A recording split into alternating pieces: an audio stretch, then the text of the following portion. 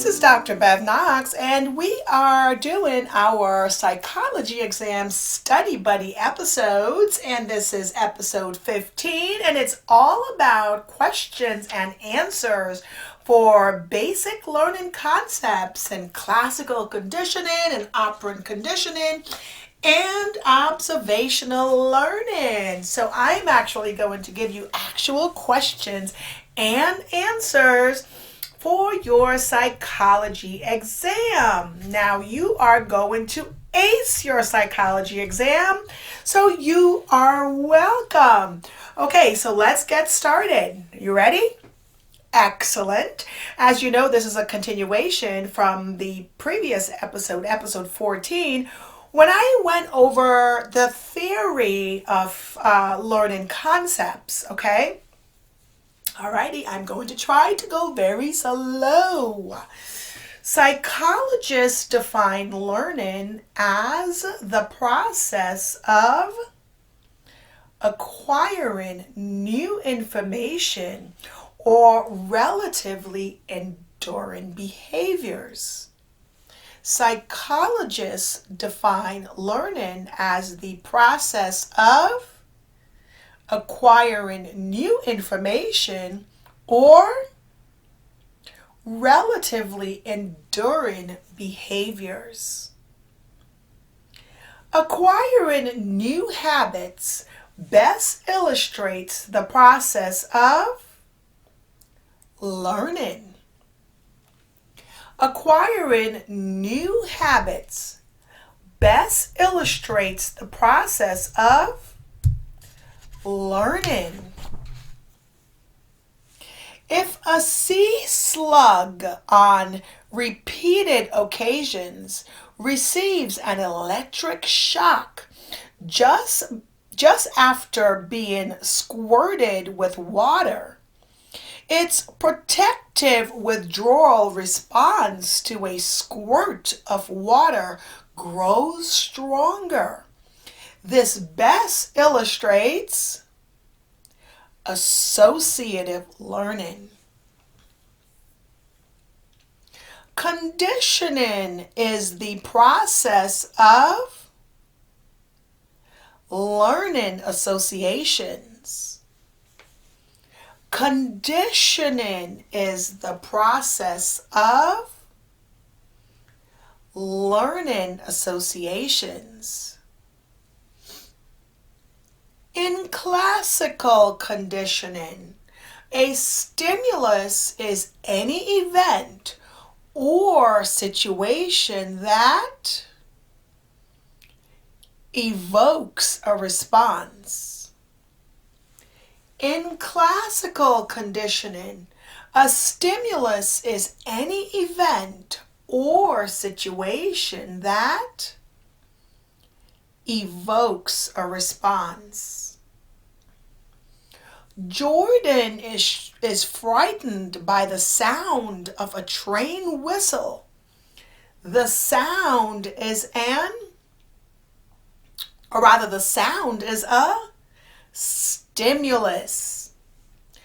Jordan is frightened by the sound of a train whistle. The sound is a stimulus.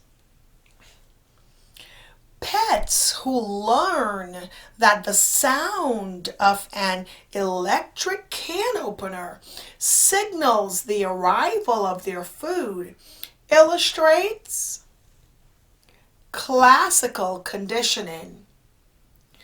Pets who learn that the sound of an electric can opener signals the arrival of their food illustrates classical conditioning. Children often learn to associate pushing a vending machine button with the delivery of a candy bar. This best illustrates the process underlying operant conditioning. The acquisition of mental information by observing events watching others, or through language is called cognitive learning. The acquisition of mental information by observing events, watching others, or through language is called cognitive learning. The first experimental studies of associative learning were conducted by Ivan Pavlov. The first experimental studies of associative learning were conducted by Ivan Pavlov, P-A-V-L-O-V. John B. Watson considered himself to be a behaviorist. John B. Watson considered himself to be a behaviorist. John B. Watson would have expressed the greatest disapproval of attempts to scientifically study whether academic achievement is influenced by a positive self-concept. Okay, and why is that? Because John B. Watson considered himself to be a behaviorist, which deals with observable behaviors. Okay. Next, the psychic secretions that Pavlov's initially considered an annoyance were conditioned responses. Next,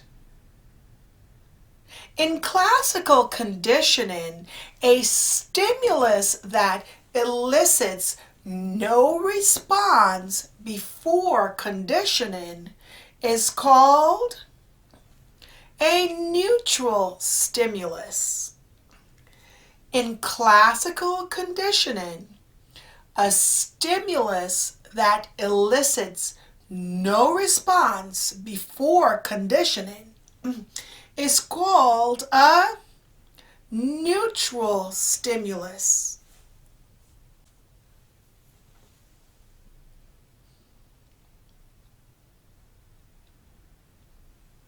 Sweating in hot weather can be called an unconditioned response.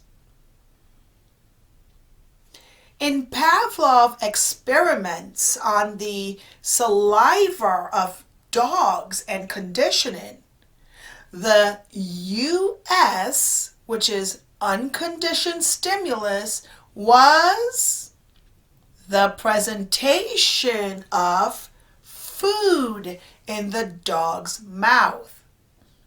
So in Pavlov's experiments, the unconditioned stimulus was the presentation of food in the dog's mouth.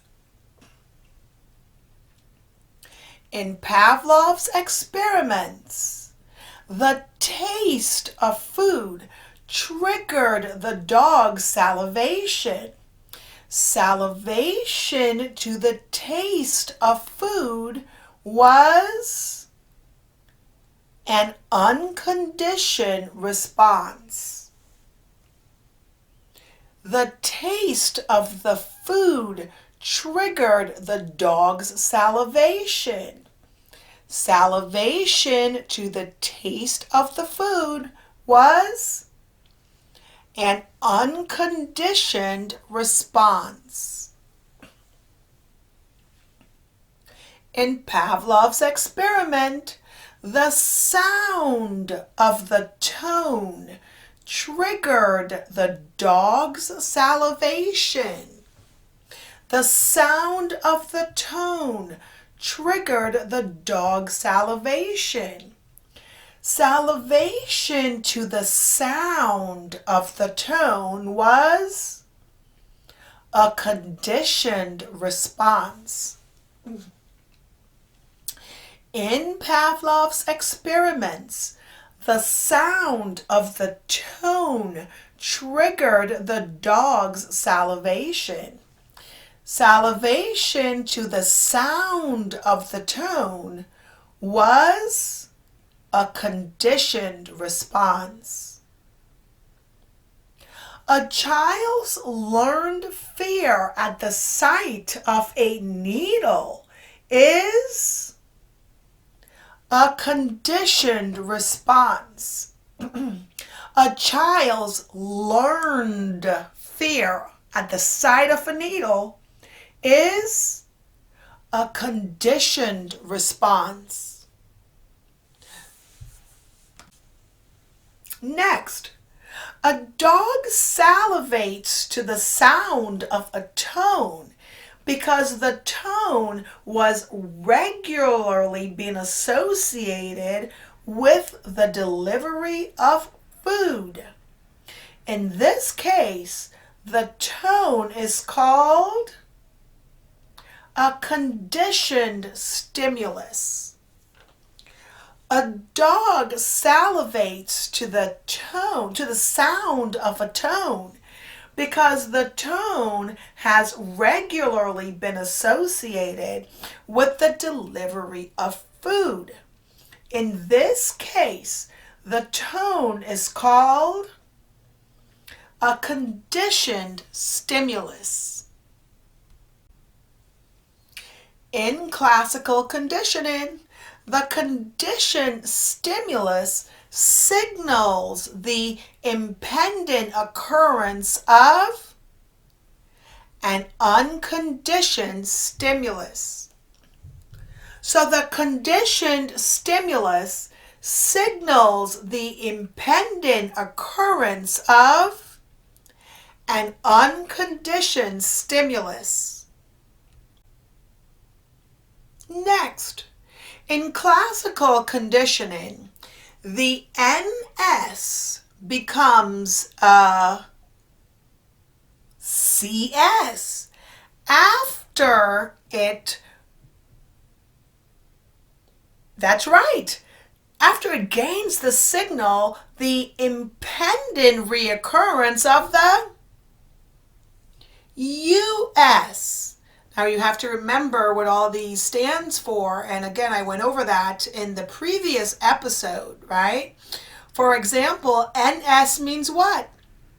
Neutral stimulus. So in classical conditioning, the neutral stimulus becomes a what? CS, which means what? Conditioned stimulus. And the impending occurrence of the, what is CS? Conditioned stimulus. But what is US? Unconditioned stimulus. That's right. See, you're remembering this stuff. What about this one? Male Japanese quail became sexually aroused by a red light that was repeatedly associated with the presentation of a female quail. The sexual arousal triggered by the red light was a CR. And what is CR? Conditioned response. Very good. Okay, a geometric figure is most likely to trigger sexual arousal if presented shortly before an appropriate US. And what is US? Unconditioned stimulus. A geometric figure is most likely to trigger sexual arousal if presented shortly before an appropriate unconditioned stimulus. Now, associating a conditioned stimulus with a new neutral stimulus can create a second, but often weaker, conditioned stimulus. This best illustrates higher order conditioning. Associating a conditioned stimulus with a new neutral stimulus can create a second conditioned stimulus. This best illustrates higher order conditioning. Okay. Michaela developed an intense fear of flying 5 years ago when she was in a plane crash. The fact that today she can again fly without distress indicates that her fear has undergone extinction. Michaela developed an intense fear of flying 5 years ago when she was in a plane crash. The fact that today she can again fly without distress indicates that her fear has undergone extinction. The reappearance after a time lapse of an extinguished conditioned response is called spontaneous recovery. The reappearance after a time lapse of an extinguished conditioned response is called spontaneous recovery. In classical conditioning, generalization refers to the tendency for the conditioned response to evoke by stimuli that are similar to the conditioned stimulus. In classical conditioning, generalization refers to the tendency for the conditioned responses to be invoked by stimuli that are similar to the conditioned stimulus. Now, dogs conditioned to salivate to stimulation of the thigh also begin to salivate when stimulated on other body parts. This best illustrates generalization. Next, toddlers taught to fear speed in cars may also begin to fear speed in trucks and motorcycles. This best illustrates generalization. Compared with non-abused children, those who have experienced a history of abuse show a stronger brainwave response to an unfamiliar but angry-looking face. This best illustrates generalization. Okay, next, the ability to distinguish between a conditioned stimulus and stimuli that do not signal an unconditioned stimulus is called discrimination. The ability to distinguish between a conditioned stimulus and stimuli that do not signal an unconditioned stimulus is called discrimination. You're doing very good. Very, very good. Okay, what about this one? Your heart may race when you are confronted by a lion, but not when you are approached by a kitten. This best illustrates the adaptive value of discrimination. Very good. Okay. Jacqueline is sexually aroused by the sight of her handsome boyfriend, but not by the sight of her equally handsome brother. This best illustrates the value of discrimination. That's right. Go figure, right? Okay. Pavlov's research on classical conditioning was important because so many different species of animals, including humans, can be classically conditioned. Okay. Just after they taste a sweet liquid, mice are injected with a drug that produces an immune response. Later, the taste of the sweet liquid by itself triggers an immune response. This best illustrates what? Classical conditioning. Very good. Watson and Rayner's study of little Albert demonstrated how specific fears may be produced through classical conditioning.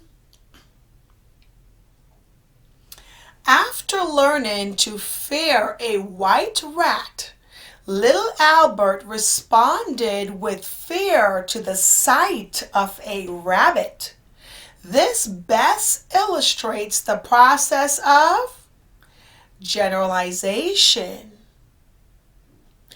After he was spanked on several occasions for spilling his milk at a restaurant, Colin became afraid to go to the restaurant. In this case, spanking was unconditioned stimuli. So the spanking was an unconditioned stimulus for Colin's fear. Okay, let's keep going. Through direct experience with animals, we come to anticipate that dogs will bark and that birds will chirp. This best illustrates associative learning. Pavlov noticed that dogs began salivation at the mere sight of the person who regularly brought food to them. For the dogs, the sight of this person was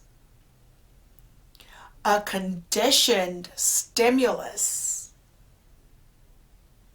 Blinking in response to a puff of air directed to your eye is an unconditioned response.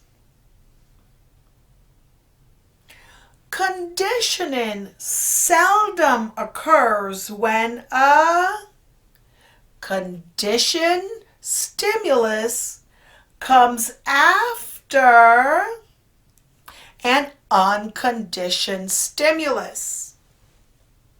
Conditioning seldom occurs when a conditioned stimulus comes after an unconditioned stimulus.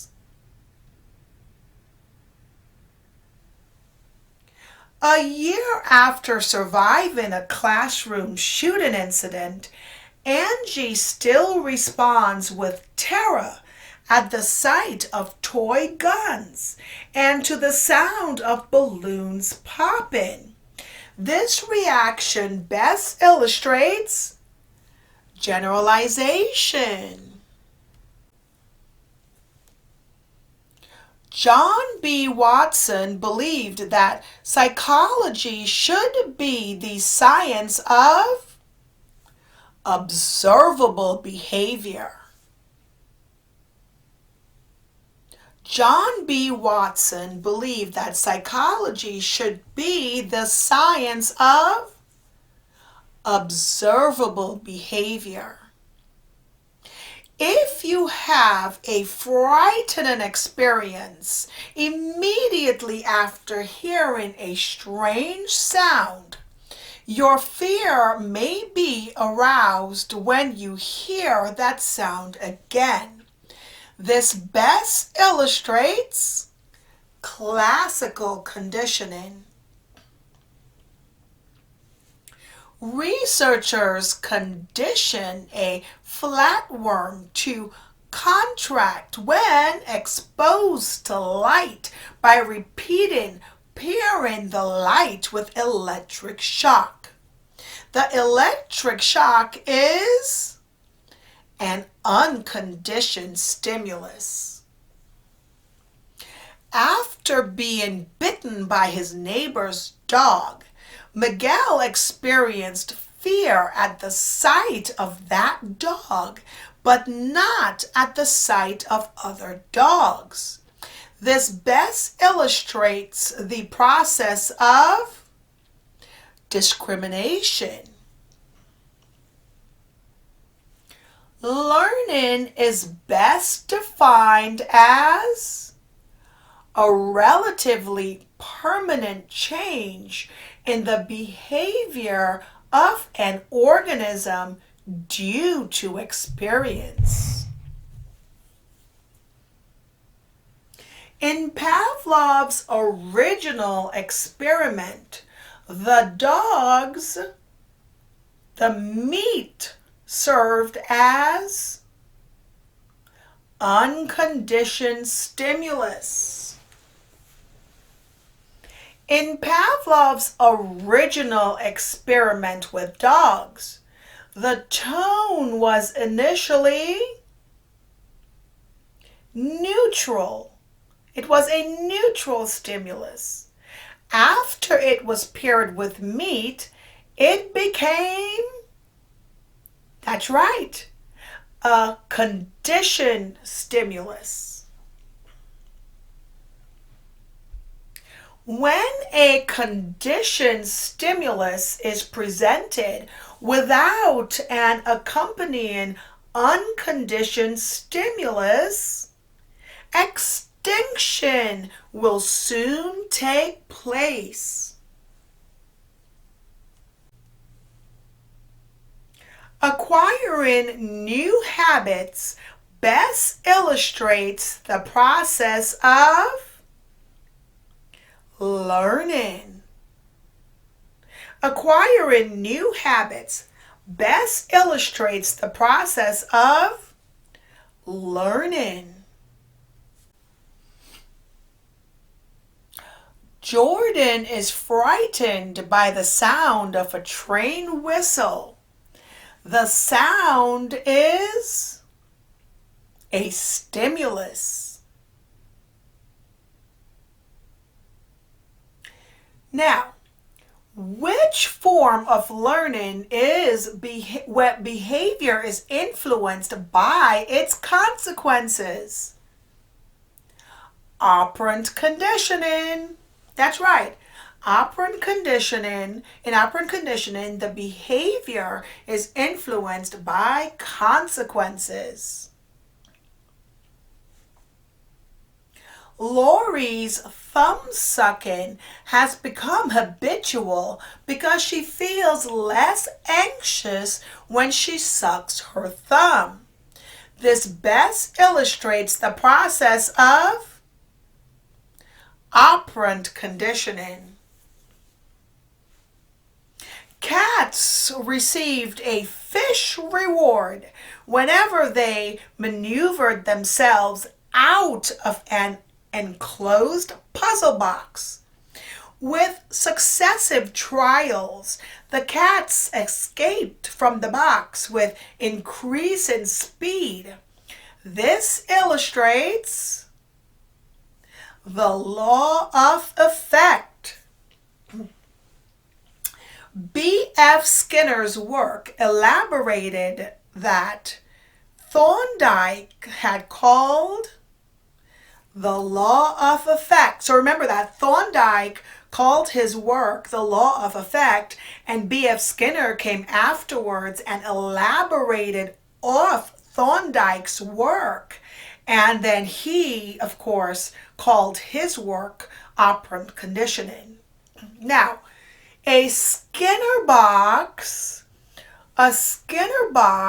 is a chamber containing a bar or key that an animal can manipulate to obtain a reward.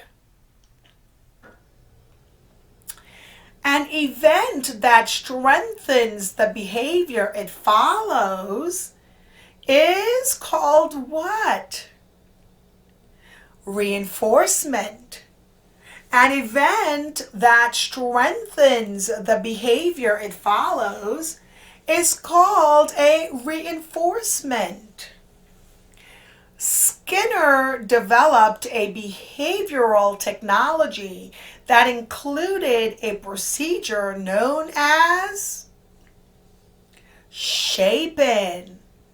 Skinner developed a behavioral technology that included a procedure known as shaping. Shaping is what type of procedure? Shaping is an operant conditioning procedure. Shaping is an operant conditioning procedure.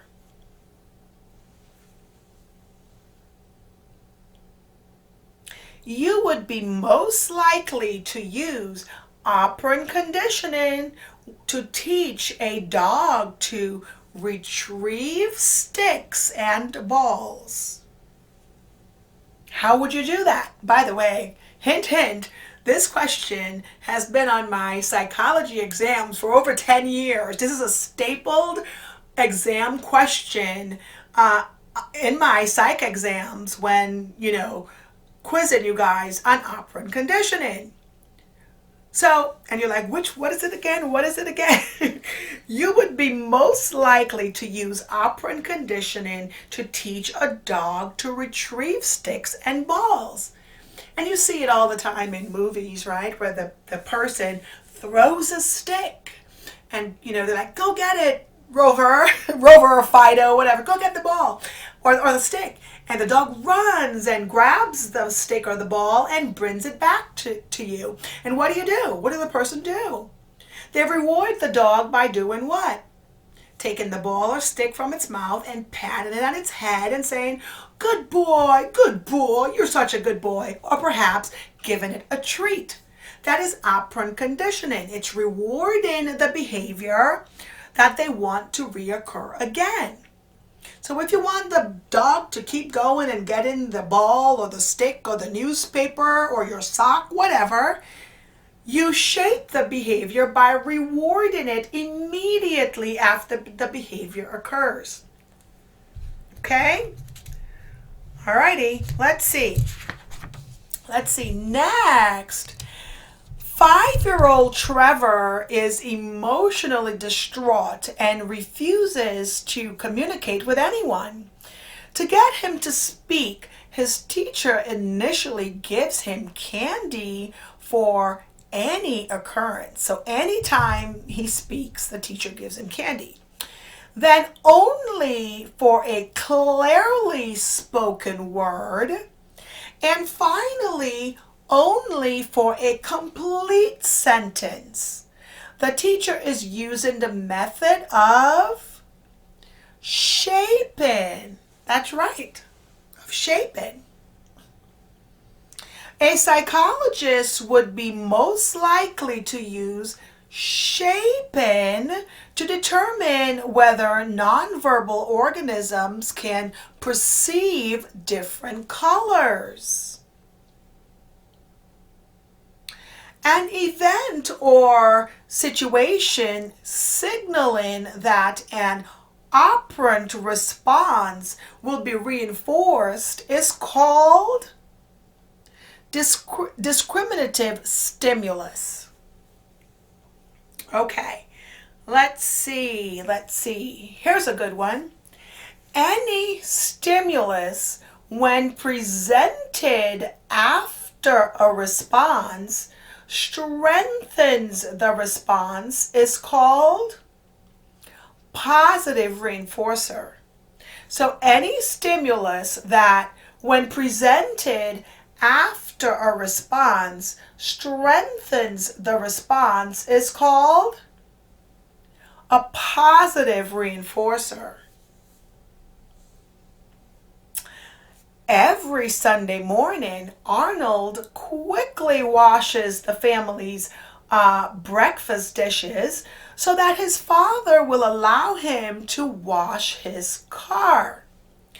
In this instance, washing the car is a positive reinforcer. Okay. Receiving delicious food is to escape an electric shock as positive reinforcer is to negative reinforcer.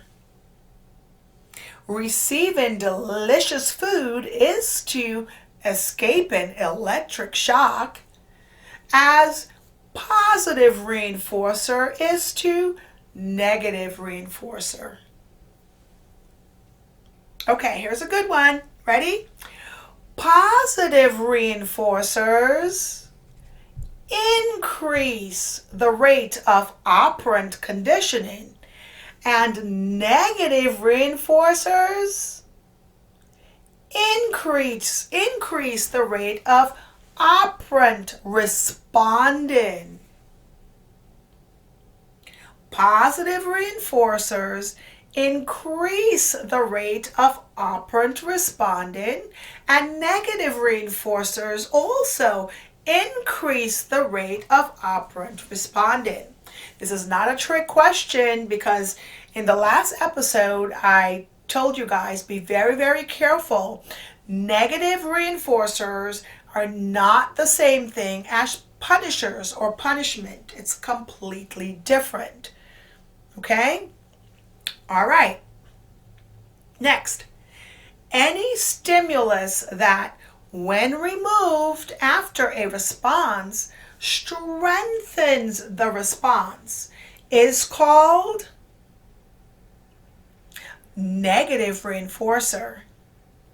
Any stimulus that, when removed after a response, strengthens the response is called a negative reinforcer. Okay.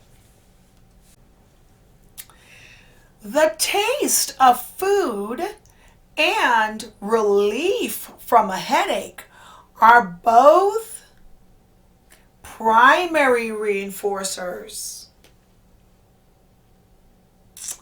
A stimulus that acquires reinforcing power through its association with a primary reinforcer is called a conditioned reinforcer.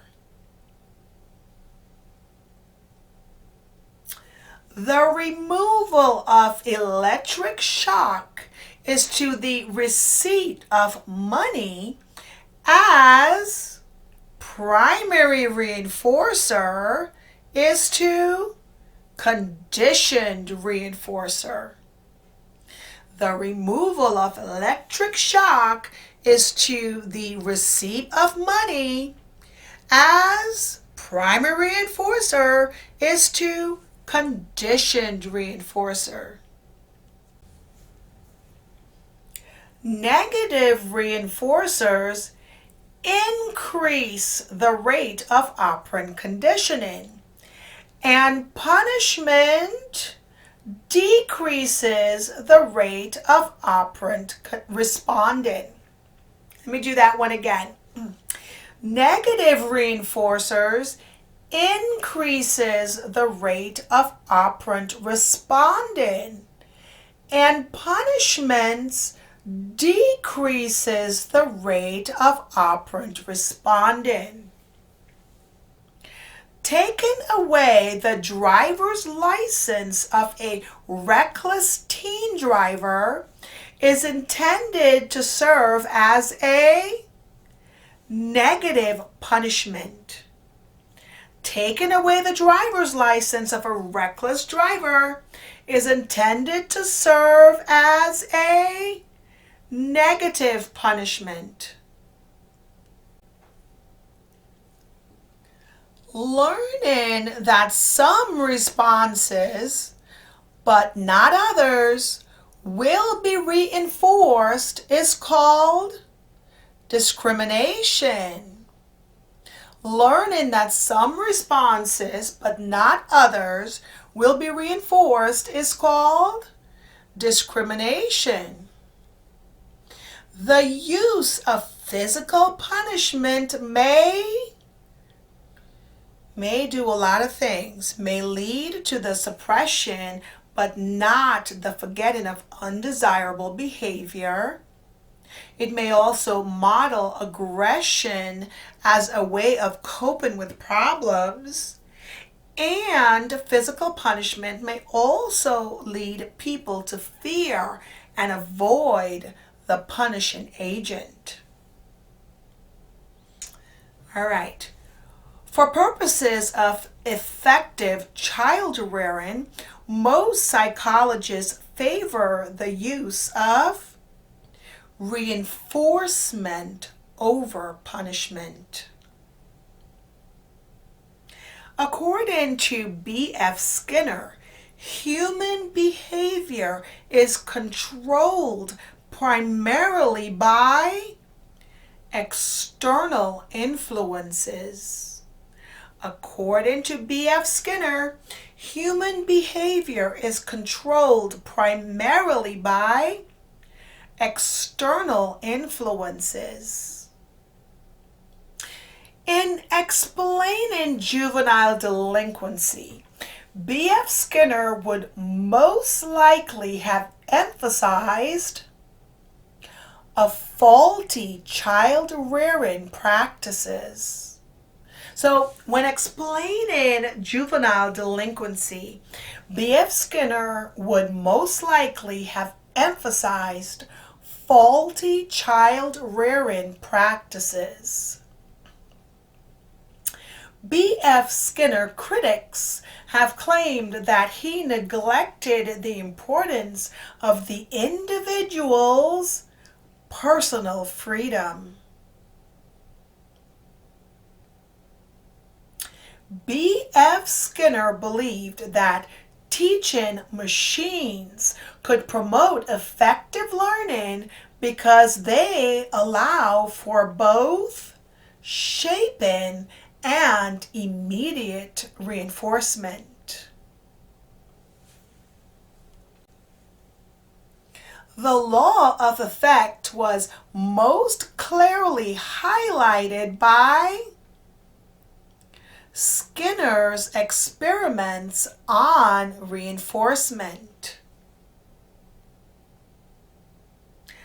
Punishment decreases the rate of operant responding, And negative reinforcement increases the rate of operant responding.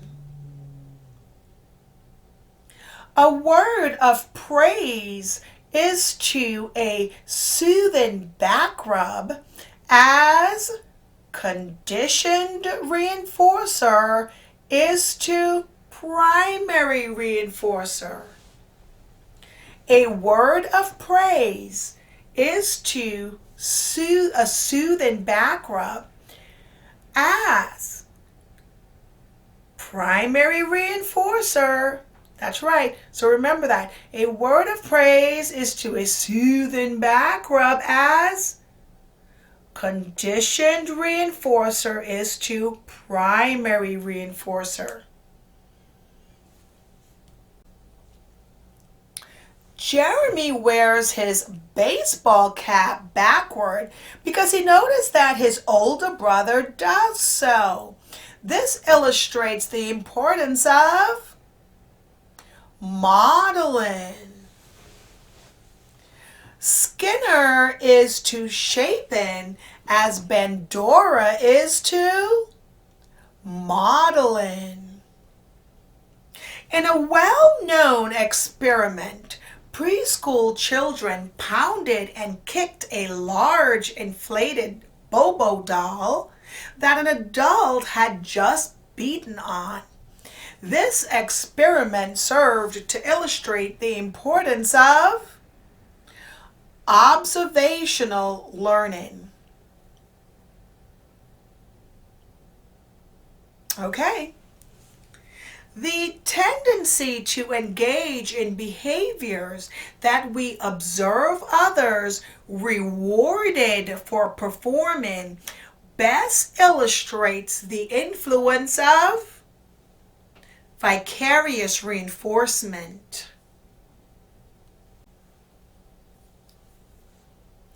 An organism's ability to mentally anticipate that the US, the unconditioned stimulus, will follow a CS, a conditioned stimulus, is most likely to be highlighted by which perspective?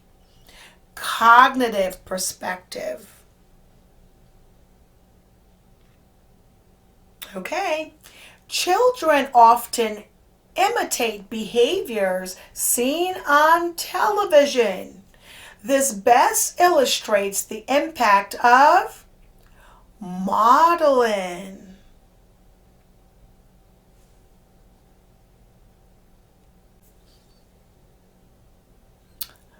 Cognitive processes are important in both classical and operant conditioning. Learning by imitating others' behaviors is called observational learning. The researcher best known for studying this type of learning is Bandura, Albert Bandura.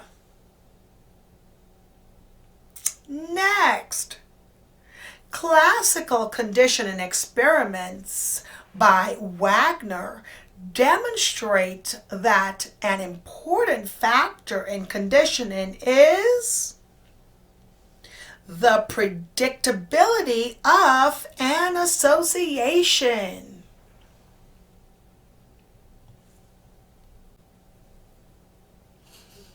A cognitive map is a mental representation of one's environment. A cognitive map is a mental representation of one's environment. And this is the last one. Are you ready? Regarding the impact of watching television violence on children, most researchers believe that Watching violence on television leads to aggressive behavior. And yes, this one is definitely on my psych exams. So regarding the impact of watching television violence on children, most researchers believe that watching violence on television leads to aggressive behaviors. Okay, that's it. This ends this episode of Psychology Exam Study Buddy with Dr. Bev Knox. I hope this will help you to ace your psychology exam. All right, guys, I will see you in the next episode.